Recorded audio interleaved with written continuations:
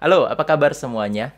Interpersonal skills adalah salah satu skills yang wajib dimiliki oleh seorang pemimpin. Saya pikir tidak hanya pemimpin ya, bahkan saat ini semua individu itu wajib memiliki interpersonal skills yang baik. Dengan memiliki interpersonal skills yang baik, maka skills tersebut akan mampu memudahkan seorang individu atau seorang pemimpin untuk blend di dalam suatu organisasi. Saya pikir tidak hanya sekedar blend, tetapi akan membuat organisasi tersebut akan berjalan lebih produktif. Problemnya adalah tidak semua orang memiliki interpersonal skills yang baik. Oleh karena itu, kalau Anda ingin belajar mengenai bagaimana mengembangkan interpersonal skills, mungkin Anda harus lihat video ini. And here's to a better life.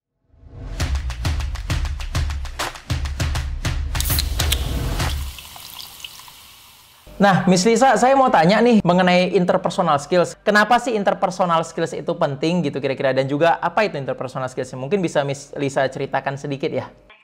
Kalau kita ceritain tentang interpersonal skill itu, kalau secara teoritis ya, mungkin secara teorinya itu sebenarnya itu adalah kemampuan seseorang, gimana dia bisa membangun hubungan yang harmonis dengan orang-orang sekitar. Tapi mungkin saya pengen jelasin sedikit, tadi kan saya ada nanya, kenapa itu penting? Gitu. Kalau dulu sekolah, saya masih ingat dulu kalau dibilang manusia itu adalah makhluk sosial, bla bla bla bla. Kalau dulunya kan kita sering sekali mendengar dari guru kita. Nah, tak dipungkiri bahwasannya kan kita adalah manusia yang hidupnya nggak sendiri dan kita bergantung juga pastinya dengan yang lain. Orang-orang yang memiliki interpersonal skill ini penting karena dia bisa mampu menjaga hubungan yang baik dan harmonis. Jadi ini kalau dia mampu menjaga hubungan yang baik dan harmonis, tentunya akan memberikan pengaruh ke pergaulan hidup dia yang nantinya untuk karir dan bisnisnya suatu hari nanti ini ternyata dampaknya sangat besar. Kira-kira skills apa saja yang kita butuhkan untuk bidang interpersonal skills ini ya, Miss ya? Hal yang sangat penting dalam interpersonal skill mungkin aku akan singkatkan untuk 5 hal. Okay. Yang paling penting pertama itu adalah listening skill. Kalau di dalam bagian dari interpersonal skill. Kenapa kita katakan tentang listening skill number 1 dulu? Ternyata kemampuan mendengar itu adalah keterampilan yang paling susah dilatih tanpa kita sadarin. Kalau kita mampu memiliki this is the listening skill, itu akan membuat kita tentunya akan lebih mudah untuk mengupgrade interpersonal skill yang lainnya. Nah, listening skill itu ternyata nggak hanya mampu mendengar aja loh, saya ngobrol sama Oki misalnya, it's not only about this one. Tetapi ini akan lebih kepada gimana kita mampu mencerna apa yang disampaikan oleh orang yang memberi pesan tersebut. Bahkan kita juga bisa mampu untuk mengajak bicara dengan lawan bicara kita. So that's why listening skill yang nggak hanya it's not only about the listening saja, tetapi kemampuan ini adalah listening kepada 2 arah juga. Yang pertama. Terus yang kedua, kalau udah memiliki skill mendengar, pasti kita juga berharap another interpersonal skill yang penting itu adalah public speaking. Ini ilmu yang biasanya kan kalau kita ngomong public speaking udah people like udah deg-degan, kita bilang ya tangannya udah dingin, semuanya gitu. Nah, actually apa sih yang sebenarnya dimaksud dengan public speaking skill? Kalau kita bicara tentang public speaking skill ini, sederhananya adalah berbicara di depan umum. Baik itu ceramah, baik itu mungkin kita bawa pidato, terus mungkin baik kita lagi presentasi, khususnya kita yang di dunia organisasi. Dulu saya kebetulan waktu jadi mahasiswa, juga saya aktif berorganisasi. Ini udah pasti kita akan diminta untuk berpresentasi di masing-masing kelas. Terus kemudian terkadang, oke, ada event baru. Siapa yang bakalan bawa presentasi? Oh, kamu aja lah. Ini sering terjadi dulunya.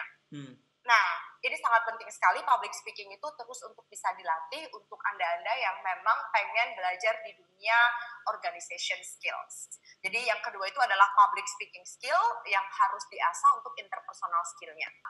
You know how to listen, you know how to speak, and now you know how to negotiate. Negotiation skill. Kenapa negotiation itu penting di dunia organisasi? Kita ambil teorinya dulu, Negotiation skill itu kan proses komunikasi antara 2 pihak. Antara antara si A dengan si B untuk mencapai satu tujuan, di mana satu tujuan ini kan mereka datang justru karena dua-dua ini memiliki pendapat yang berbeda, sudut pandang yang berbeda, dan mereka dipertemukan sehingga bisa memuaskan kedua belah pihak untuk mencapai satu kesepakatan yang bersama. Itu kan dikatakan tentang sebuah negotiation skill. Nah, ini sangat penting sekali karena kenapa? Kalau kita dalam berorganisasi, terkadang kita diminta ini untuk mencari sponsor, terus kita akan bernegosiasi dengan narasumber, terus negosiasi tempat-tempat yang mau kita pakai untuk pelatihan. Hal-hal seperti ini ternyata sangat penting sekali. Karena negotiation skill itu juga butuhnya, kalau kita udah bisa listening, kita udah bisa public speaking, I think negotiation skill another step that you have to learn. Dan setelah kita mampu bernegosiasi, dan hal yang sangat penting adalah delegation. Karena organisasi itu tidak dipungkiri, kita harus memiliki sikap leadership. Walaupun people mention everyone is a leader, everyone born as a leader, but to become a great leader, you need to be trained. Kamu perlu di-train untuk menjadi seorang great leader. Nah, ketika kita sudah di dalam organisasi, kita perlu mengetahui namanya delegasi.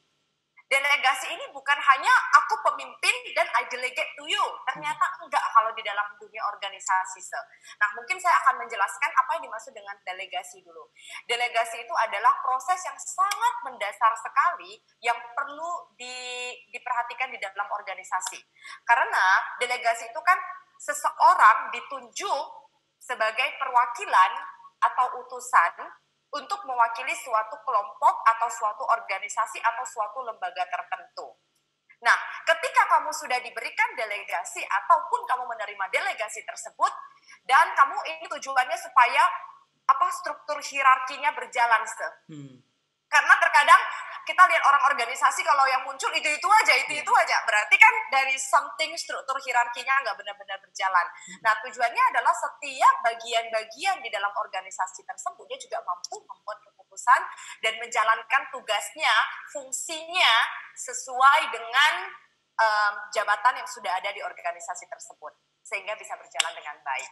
Dan yang terakhir, ini yang sering terjadi, namanya manusia, konflik management. Berantem itu pasti iya, berbeda pendapat pasti iya. Itulah serunya di organisasi. Saya paling suka banget kalau di bagian ini, karena ternyata di konflik management ini mengajarkan banyak hal, how to control your emotions.